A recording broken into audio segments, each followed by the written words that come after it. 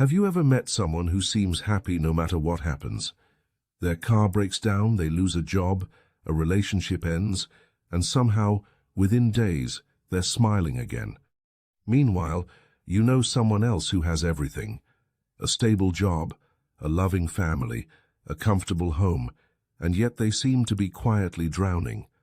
Same species, same brain structure, same basic needs.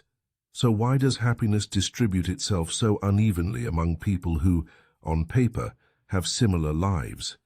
For a long time we assumed the answer was circumstance: better job, better mood, more money, more happiness, fewer problems, more peace.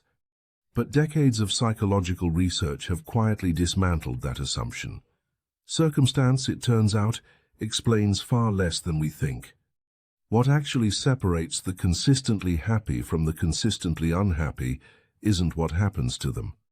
It's what happens inside them, a set of invisible mental habits, most of which were never chosen consciously. They were built, one repetition at a time, long before the person ever noticed. This is not a video about positive thinking. It's about the architecture underneath it, the psychology that makes some people's happiness look effortless, when really, it's the most disciplined thing about them. Let's start with a distinction most people never make: the difference between appearing happy and being happy. Psychologists separate well-being into two components. There's the emotional layer, how good you feel moment to moment, and there's the cognitive layer, how satisfied you are when you step back and evaluate your life as a whole. A person can score high on one and low on the other. Someone can smile through a dinner party, laugh at the right moments, post the right photos, and still rate their life, in private, as deeply unsatisfying. That's not happiness. That's performance. And performed happiness is exhausting precisely because it requires constant monitoring, managing how you're perceived instead of attending to how you actually feel. The people who are genuinely, durably happy aren't performing. They're not suppressing negative emotion, they're processing it faster. Which brings us to the real subject of this video: emotional resilience. Resilience is often misunderstood as toughness, as if resilient people simply feel less pain. They don't. Studies on emotional resilience consistently show that resilient people experience negative emotions just as intensely as everyone else. The difference isn't in the intensity of the feeling, it's in the duration. Psychologist Barbara Fredrickson's research on positive emotions found something counterintuitive. People who regularly experience even small positive emotions, mild amusement, brief contentment, quiet interest, recover from stress faster, physiologically. Their heart rate returns to baseline sooner after a stressful event. She called this the undoing effect.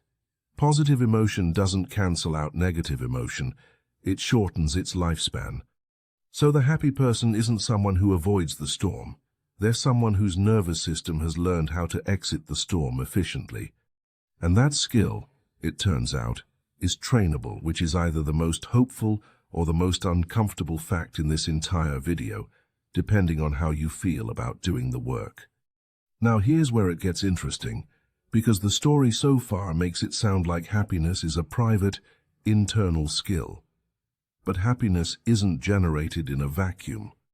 It's generated by perception, and perception is far more editable than most people realize. Consider the brain's negativity bias. From an evolutionary standpoint, your brain was never optimized to make you happy. It was optimized to keep you alive. That meant treating threats as more urgent than rewards. A missed danger could kill you. A missed pleasure just meant less pleasure. So the brain evolved to scan for what's wrong far more aggressively than it scans for what's right. This is why one piece of criticism can erase 10 compliments from memory. Why a single mistake can dominate an otherwise excellent day. This isn't a personal flaw, it's inherited wiring. Every human being carries this bias. The difference is that some people have learned to consciously correct for it, and most people never even know it's happening. This is where gratitude enters the picture, not as a greeting card sentiment, but as a neurological intervention. When researchers had participants write down things they were grateful for on a regular basis, they weren't just measuring mood afterward. Some studies used brain imaging and found measurable changes in activity in the medial prefrontal cortex, a region involved in how we process value and reward activity that persisted for months after the exercise ended. Gratitude, in other words, isn't just a pleasant thought.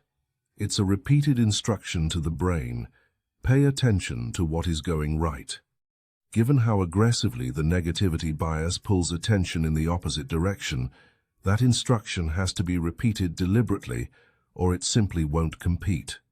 But here's the twist most people miss. Even if you fix your perception and get better at noticing the good, you'll still eventually stop feeling it. This is called hedonic adaptation, and it might be the single most underestimated force shaping human dissatisfaction.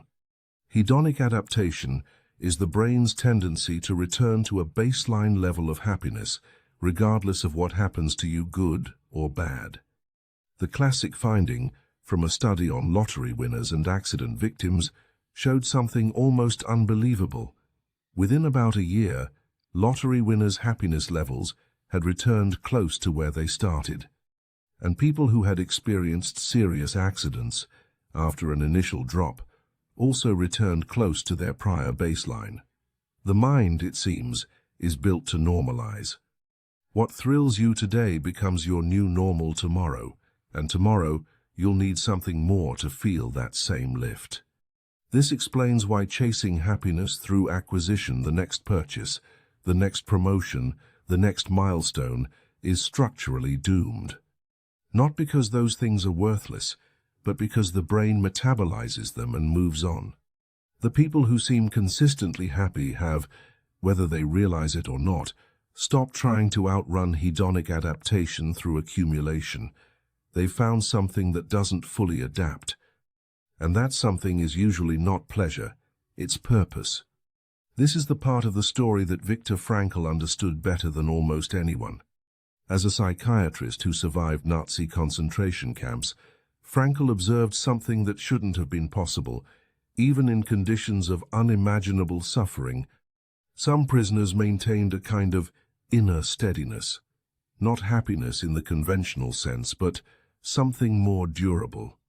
He concluded that what sustained them wasn't the absence of suffering, but the presence of meaning within it, a reason to keep going that suffering itself couldn't erase. His core insight was blunt. Humans can endure almost any how if they have a why. Pleasure fades fast because it's tied to the senses, and the senses adapt. Meaning fades slowly, if at all, because it's tied to identity, to the story you're telling yourself about who you are and why your life matters. This is part of why psychologist Mihaly Csikszentmihalyi's research on flow states resonated so widely. He found that people report their highest levels of life satisfaction not during passive leisure, but during periods of deep, effortful absorption in a challenging task aligned with their skills. Not comfort. Engagement. The happy person, it turns out, isn't the one avoiding difficulty, they're the one who has found difficulty worth having. There's another ingredient hiding beneath almost every story of genuine happiness, and it's one people consistently underestimate: relationships. One of the longest-running studies in psychological history, Harvard's decades-spanning study tracking adult lives, found that the single strongest predictor of happiness and health in later life wasn't wealth, career, achievement, or fame. It was the quality of a person's close relationships, not the number of friends, the depth and safety of the bond. Loneliness, the researchers found, functions almost like a chronic stressor on the body, quietly corrosive, even when a person appears socially active on the surface. You can be surrounded by people and still be lonely if none of those connections are places where you feel truly known. The happiest people aren't necessarily the most social, they're the most securely connected. Now, none of this means happy people simply feel good all the time. This is the part where toxic positivity likes to sneak in and hijack the conversation. The idea that a truly happy person should always be upbeat, always grateful, always fine. That's not psychological health. That's suppression wearing a happy mask. And suppression has a cost. Studies on emotional suppression consistently find that people who habitually push down negative emotion instead of processing it show increased physiological stress responses, not decreased ones. The body keeps the score even when the face doesn't show it. What genuinely happy people practice instead is acceptance, a concept central to modern acceptance-based therapies. Acceptance isn't resignation. It isn't giving up. It's the act of allowing an emotion to exist without immediately fighting it, fixing it, or being consumed by it. I feel devastated right now is acceptance. I shouldn't feel this way is resistance, and resistance, ironically, tends to make emotions louder and stickier, not quieter. The emotionally strong people you admire still cry. They still get anxious. They still have terrible weeks. The difference is, they don't treat those states as emergencies or as verdicts on their worth. They let the wave move through instead of building a wall against it. And walls, as it turns out, take far more energy to maintain than waves take to pass. This connects to one final piece: optimism, but not the cheerful, everything will work out kind. Psychologist Martin Seligman spent much of his career studying explanatory style, the internal story people tell themselves about why bad things happen. He found that people prone to depression tend to explain setbacks as permanent, pervasive, and personal. This will never change. It affects everything, and it's entirely my fault. Resilient people tend to explain the exact same setbacks very differently as temporary, specific, and not entirely about them. Same event. Radically different psychological aftermath. Optimism, in this sense, isn't about ignoring reality. It's about interpreting the same reality through a lens that leaves room for change. Even Daniel Kahneman, who spent his career mapping the flaws in human judgment, found something oddly hopeful buried in his research. Much of our misery comes not from our actual experience, but from how we remember and predict experience, often inaccurately, often more negatively than the moment itself warranted, which means a significant portion of human suffering isn't generated by life. It's generated by the story the mind tells about life, replayed on a loop. So if you gathered every thread of this together, the shortened emotional recovery time, the corrected negativity bias, the immunity to hedonic adaptation, the anchor of purpose, the depth of relationship, the practice of acceptance over suppression, the explanatory style that leaves room for change, you start to see that happy people was always the wrong phrase. There's no such fixed category of person. There are only people who have, consciously or not, built a particular relationship with their own mind, not a mind free of pain, a mind that doesn't panic in the presence of pain. And that reframes the entire question you started this video with. It was never really, why do some people seem happy no matter what happens? It's this: happiness was never a feeling to be found. It was a set of internal habits to be built quietly, invisibly, one small interpretation at a time, until one day, without ever announcing it, a person simply becomes someone who recovers faster than they used to. That's the part almost no one tells you. The people who seem happy without effort spent years building the effort you don't see.